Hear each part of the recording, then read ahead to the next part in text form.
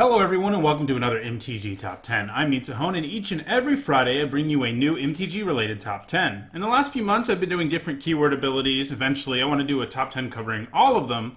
Recent ones I've looked at have been things like Indestructible, Lifelink, and Cycling, and today we're going to look at one of the oldest keyword abilities, Reach. It debuted on Giant Spider back in Alpha, though it wasn't given the keyword Reach until Future Sight. This is an ability that allows a creature to block creatures with flying, even though the creature with Reach itself can't fly. This is a predominantly, though not completely, green ability, as green cards very rarely get flying, but Reach is pretty commonplace, showing up on commons in most sets. Generally, the creatures that have it possess some sort of skill that Reach helps convey. Spiders typically have Reach because of their ability to spin webs, and archers frequently have it because their bows can allow them to hit creatures in the air. Other creatures are simply so massive that despite being restricted to the ground, they are capable of interacting with things in the air. Hundreds of creatures have been printed with the ability, and in this video I delve deep into Magic's tournament archives to give you the top 10 creatures with Reach who have performed at the best on the premier tournament scene. Before we get started, here's a quick reminder on how I score these lists. Cards receive points depending on how many Grand Prix or Pro Tour Top 8s they have received, with a Pro Tour Top 8 worth twice as much as a Grand Prix Top 8. The cards in this list are arranged numbers 10 through 1, with the highest score being found at number 1.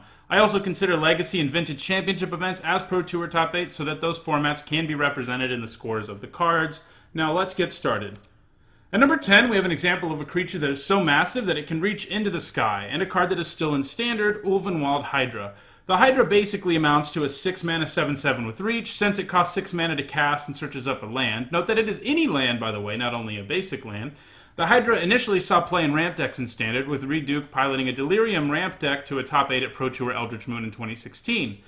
But after Emrakul got banned out of Standard, the Hydra started seeing play in Aetherworks Marvel decks, and it managed to put up 3 top 8s in the deck at Grand Prix Omaha early last month. But bad news for the Hydra, Aetherworks Marvel has since been banned, and there isn't a clear home for it anymore. Unless a ramp deck proves to be a thing in Standard again, it seems unlikely this Hydra sees any more premier top 8s. At number 9, we have Thorn Wheel Archer, an example of an archer with Reach, and overall a pretty straightforward card, a 2-mana 2/1 with Reach and Death Touch. Those two combo well together, as making your 2-drop into a creature that can trade with any flyers that might come your way is pretty nice. Time Spiral Block was a format with scary flyers too, like Sarah Avenger and Mystic Enforcer once you had Threshold, and the archer could hold the skies against them. It saw play in green-white aggro and blue-green aggro control decks that also featured Tarmogoyf. It never saw play outside of block, but it was a crucial card in that format.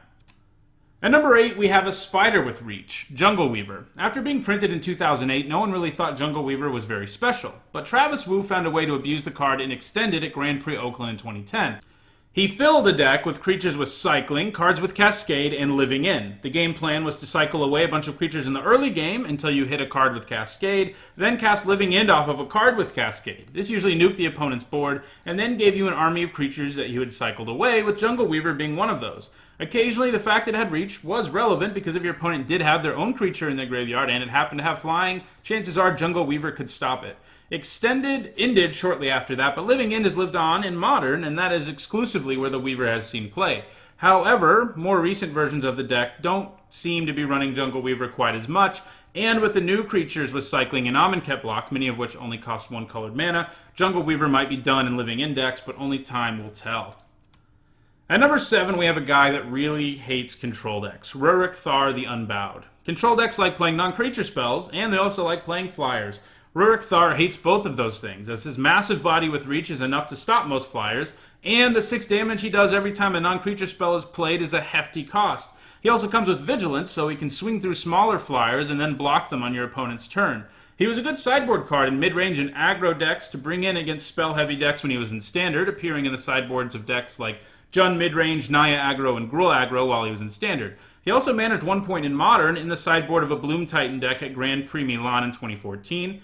Earlier this year, in 2017, Rurik Thar got a top 16 at Grand Prix Vancouver in the post-ban version of Bloom Titan, Amulet Titan, so it isn't impossible that he manages to add to his score. At number 6, we have the only card on this list that has nothing to do with green, and it's a recent one, Weaver of Lightning.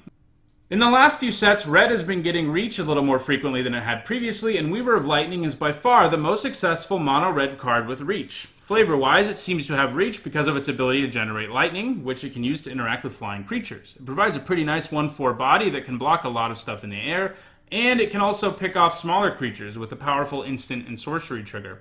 Like Rurex Thar, the Weaver has predominantly been a sideboard card, and there's one big reason it was such a ubiquitous sideboard card for a while in Standard, and that is Smuggler's Copter.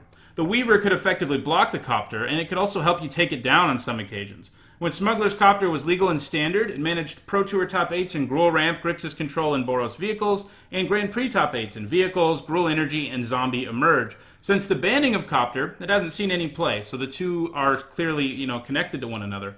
Weaver of Lightning is one of the few people out there who is sad the Copter got banned, but for a while, it was one of the best ways to compete with the Looter Scooter.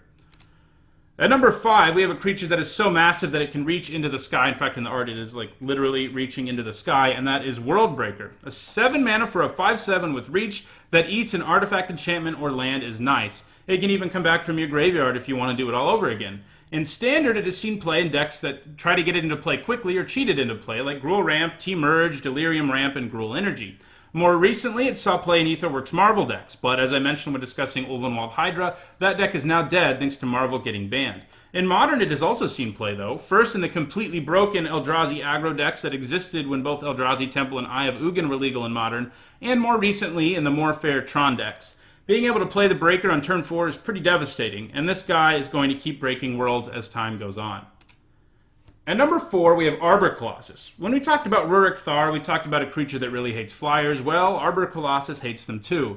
In addition to being a highly efficient 5 mana 6/6 with reach, he also comes with the Monstrosity ability, a mechanic exclusive to Theros block. This can only be used once, but it allows the giant to not only grow to a massive 9/9, but to kill a flyer out of the sky. All of these things were extremely relevant because Stormbreath Dragon was also in Theros and one of the most played cards in both Block and Standard, and the Colossus was one of the few cards around that could just make the dragon look bad. He could block him all day and even punch him out of the sky if he got the chance. In Block, the Colossus picked up 2 Pro Tour top 8s. In Standard, it was an even better card. This is because Devotion decks were some of the best decks in Standard, and the Colossus not only provided you with your large creature who could counter Stormbreath Dragon or other flyers, he also came with 3 Devotion to Green. In Standard, he saw play in Devotion to Green decks and various takes on it like Devotion to Gruul, but also in Golgari Constellation.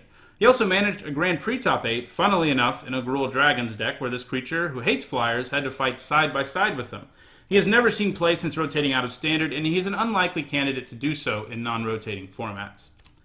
At number 3, we have Stirring Wildwood. Okay, this doesn't always have reach, but it does when it becomes a creature. All the creature lands from this cycle are incredibly powerful, improving your mana base while also giving you a threat if the game goes long. While the Wildwood hasn't seen quite as much play as some of its contemporaries like Celestial Colonnade, this land sees plenty of play. In Standard, there wasn't really a compelling reason not to play it in any deck that had green and white in it, so it saw play in Naya decks, Zoo decks, and Bant decks. It has actually seen more play in Modern, though, showing up in Junk and Jund decks as well as in Abzan and Hatebear. Just this year, it has managed 3 Grand Prix top 8s in Modern, so it isn't remotely done to adding to its resume just yet. At number 2, we have another card that is still in Standard, and this one's a Spider Ishkanah Graph Widow. This card is pretty insane if you can get Delirium, which isn't very hard for decks that are built to abuse the mechanic.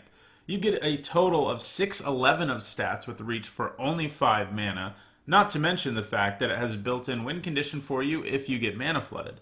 Those stats are enough to stop any flyers in their tracks, and this includes cards like Avacyn and Spellqueller and even Glorybringer, who have been pretty heavily played in today's Standard. The first Pro Tour after it was legal, Ishkanah asserted her dominance, putting up 4 Pro Tour top 8s, 2 in Delirium decks, 1 in a Ramp deck, and 1 in an Emerge deck. Delirium became one of the stronger decks in Standard for a while, and Ishkanah was a major part of that deck, one of the ways it had of catching up to aggro decks after being attacked for several turns in the earlier part of the game. So she's not only good against flyers. Delirium has since fallen out of favor in Standard, but she has since started seeing play in black-green decks with the Delirium sub-theme like black-green Constrictor and black-green Energy. While she may have slowed down, she has added 7 points to her score so far in 2017 and is a real candidate to surpass the number 1 card in this list before she rotates out of Standard. At number 1, we have a creature that really hates flyers. The Thresher was a very efficient creature even when you just cast it conventionally. Having flash and reach and killing all small flyers in the sky with a 7/7 body is great.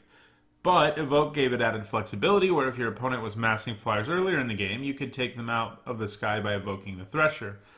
He saw a ton of play in Block in a variety of decks. This is because the Block format was dominated by fairies and Cloud Thresher could, well, thresh all of them.